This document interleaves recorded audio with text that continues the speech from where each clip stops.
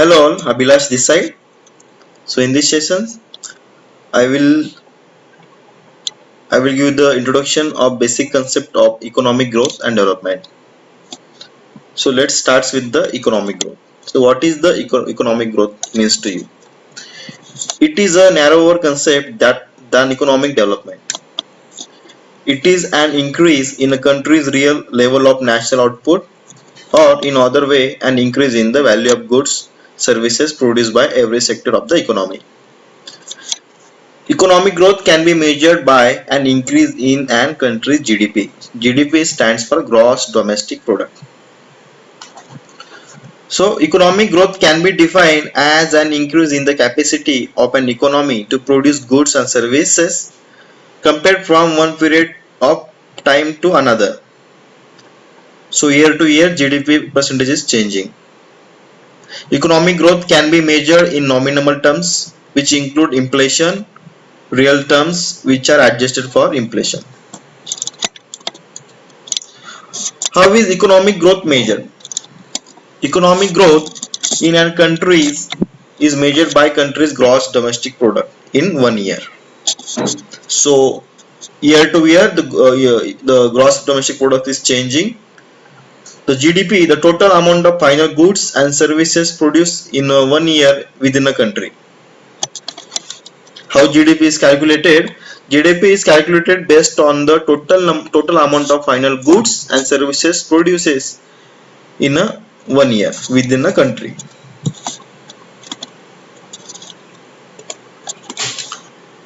Factors of economic growth. There are four factors that determine a country's gross domestic product for the year. First is natural resources. So natural resources are resources that exist without any action of humankind. This includes the sources of valued characteristics such as commercial and industrial use, artistic value, scientific interest, and cultural value. On Earth, it includes sunlight, atmosphere, water, land, all minerals along with the vegetation and animal life. Natural resources can be part of our natural heritage and protected in nature reserves. The second factor is human capital. This is the one of the important factor of the economic growth. Human capital is the stock of habits, knowledge, social personality attributes embodied in the ability to perform labor so as to produce economic value. So human capital is unique, differs from any other capital. It is needed by companies to achieve goals, develop, remain innovative. Companies can invest in human capital, for example, through education, training, enabling improved level of quality and production. Human capital theory is closely associated with the study of human resource management as found in the practice of business administration and microeconomics. Human capital is a loose term that refers to the education attainment, knowledge, experience, and skill of an employee. It states that companies have an incentive to seek productive human capital and to add to the human capital for their existing employees. The third factor of economic growth is capital goods.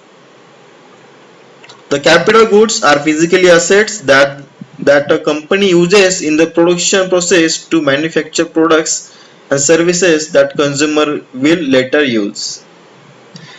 Capital goods include buildings, machinery, equipment, vehicle and tools.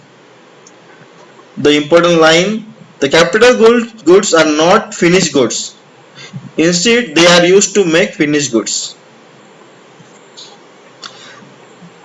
The fourth factor of economic growth is entrepreneurship. So what is an entrepreneur? An entrepreneur is an individual who creates a new business, bearing most of the risk, enjoying most of the rewards. The process of setting up a business is known as entrepreneurship. The entrepreneur is commonly seen as an innovator, a source of new ideas, goods, services, and business and procedures. Entrepreneurs plays a key role in an economy. using the skills initiative necessary to anticipate needs and bringing good new ideas to market. Entrepreneurship that proves to be successful in taking on the risks of creating a startup is rewarded with the profits, fame, and continued growth opportunities. Entrepreneurship that fails results in losses and less prevalence in the markets for those involved.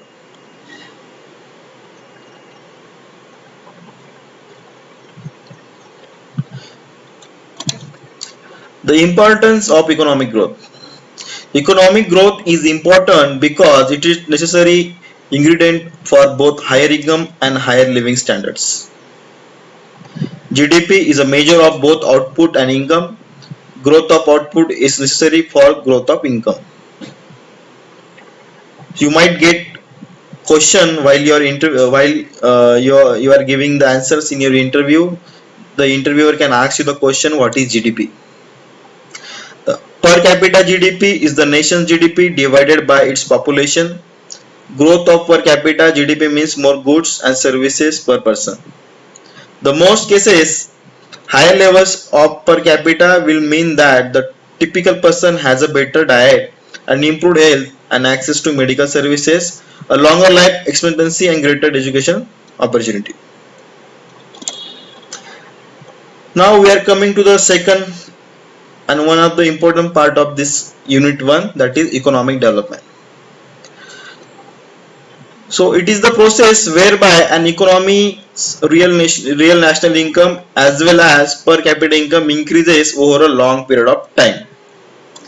Here the process implies the impact of certain forces which operate over a long period and embody changes in the dynamic elements. It contains changes in resource supplies, in the rate of capital formation, in demographic composition, in terminology, skills, efficiency, in institutional and organizational setups. It also implies respect to changes in the structure of demand for goods, in the level and the pattern of income distribution, in size and composition of population, in consumption habits and living standards, and in the pattern of social relationship and religion, domestic ideas and institutions. In short, economic development is a process consisting of a long chain of interrelated changes in fundamental factors of supply and in the structure of demand. So it leads to rise in the net national product of a country in the long run. The definition of economic development given by Michel Todaro is an increase in a living standards, improvement in self-esteem needs, and freedom from oppression as well as greater choice. Development is therefore not only economic growth but growth plus social plus change social, cultural, and institutional as well as economic.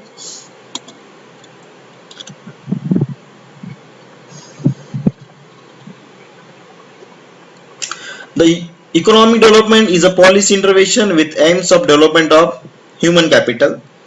As I already explained you what is the human capital while explaining the factors of economic growth.